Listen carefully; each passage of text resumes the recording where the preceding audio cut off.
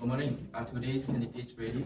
Yes, we have shortlisted 3 candidates for the graduate electrical engineering position. Yeah, I reviewed few of their resume. Some of them have like different strength. Technical skills are important, but we need more than that. Exactly, we need someone who can communicate well, work with others, solve problems, and represent the company professionally. Well, let's see who stands out today. Good morning, everyone. I'm Richard and I'm the HR manager of Intel. My name is Lim, and I'm the engineering manager of Intel. My name is Bailey, and I'm the senior electrical engineer. Thank you for attending today's interview for the position of graduate electrical engineer. We will ask several questions regarding your background, experience, communication skills, and problem-solving abilities. So let's begin. Please introduce yourself and tell us about your educational background. Good morning everyone, my name is Adam and I'm currently in my final year of bachelor's degree in electrical engineering with a CGPA of 3.65. Besides academics, I actively participate in volunteering activities and also engineering projects.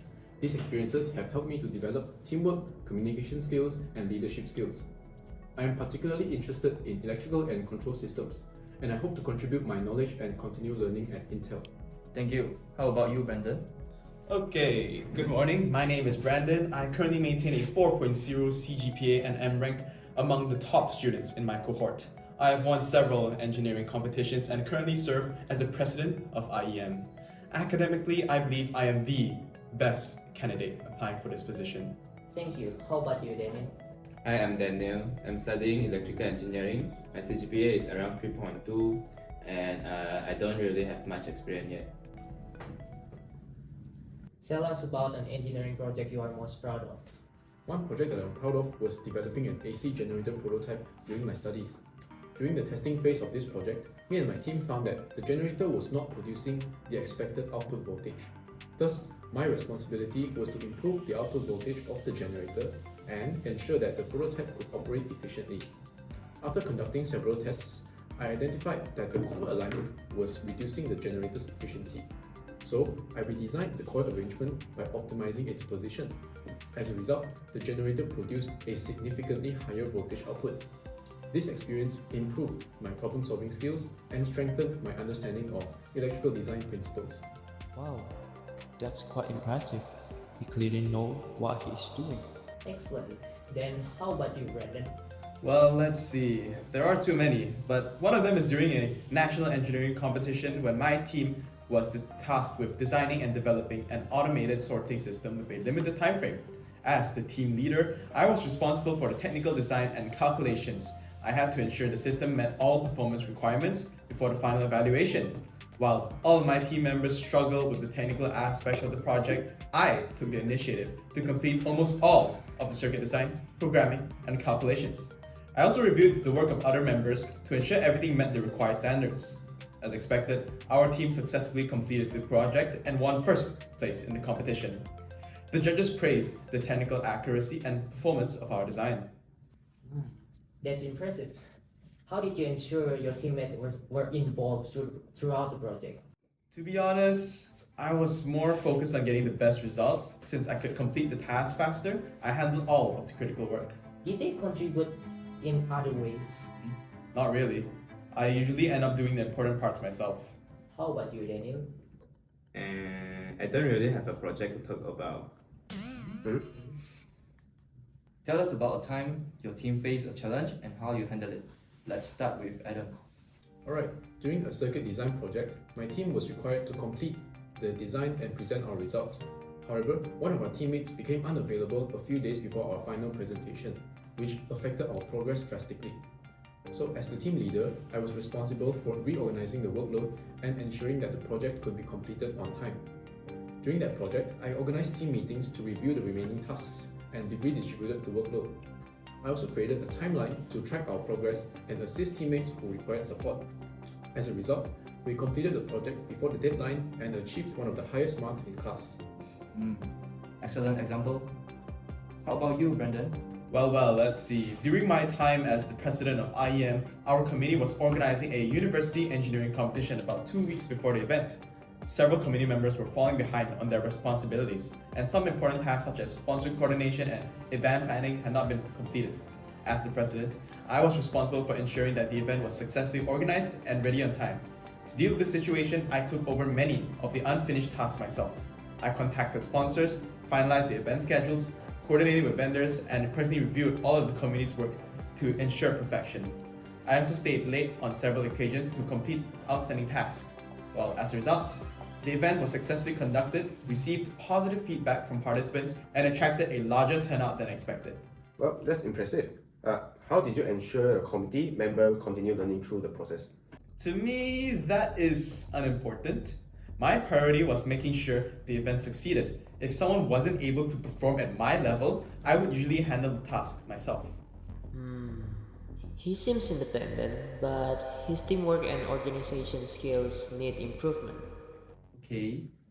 How about you, Daniel? Usually I wait for someone else to tell me what to do. Okay, let's move on to the next question. So, what are your strengths and weakness? Let's start with you, Adam. I believe one of my strengths is adaptability. I can learn new systems quickly and work effectively with different people. However, a weakness that I used to have was public speaking. During my first year, I often felt nervous presenting in front of large groups. To improve myself, I volunteered to present more frequently and joined student activities that required public speaking. Over time, I became much more confident communicating in professional settings. Very good.